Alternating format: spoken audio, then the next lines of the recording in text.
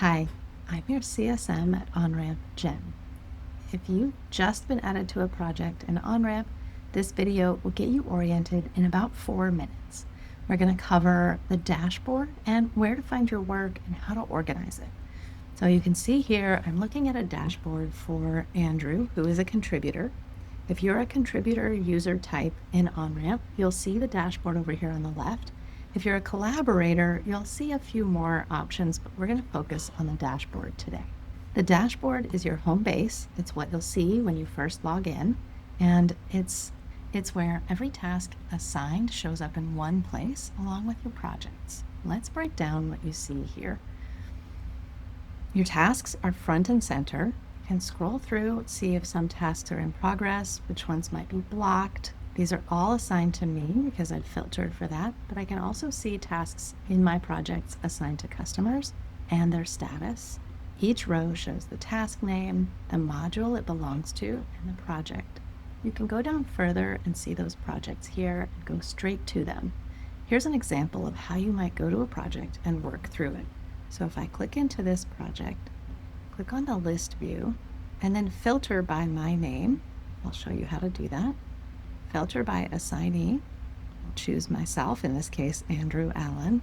Now I can go through and see all the tasks here that I have assigned that haven't yet been completed. I can also go over here and hide modules with no task results just to clean this up a little bit more. Now I'm looking at this project view, but I'm looking at only my work. I can also go back to the dashboard and see that some of those tasks are here. That SMB onboarding project I was looking at has this task in my task list, and also this one, the user acceptance testing. I like this view because you can see tasks, if you sort them like this, that are the same and knock those out in a batch.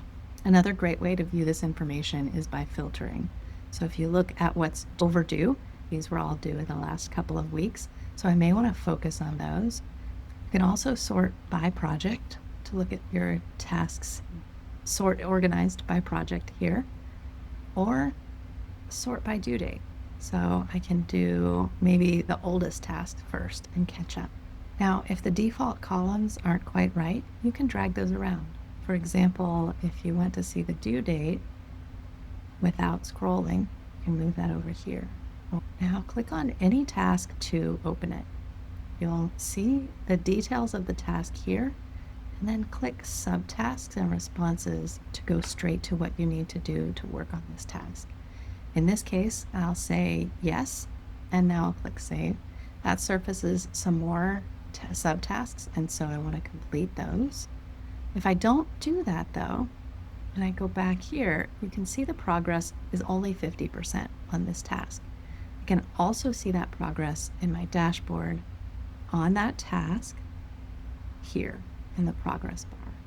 Now if I hop back into a task like this that is partially completed, I can now go back and complete that task. Let's go look at dependencies. So sometimes a task is marked as blocked, and you'll see that in the dashboard here. That's locked until something else finishes. It's called a dependency. So if I click here to view that task, I can scroll down and see which task this is dependent on. I'll understand why my task is blocked and what it's waiting on. Down here shows you what you've recently completed. By default, it's filtered to your activity. Also note that you can create to-dos for yourself. So remember to check OnRamp. Might set that up, add a description. These are completely separate from projects. That's what this box right here is. You'll then be able to go in and look at your to-dos that you've set for yourself. So that's the dashboard. Everything you need is 1 or 2 clicks from this dashboard screen. Thanks for watching.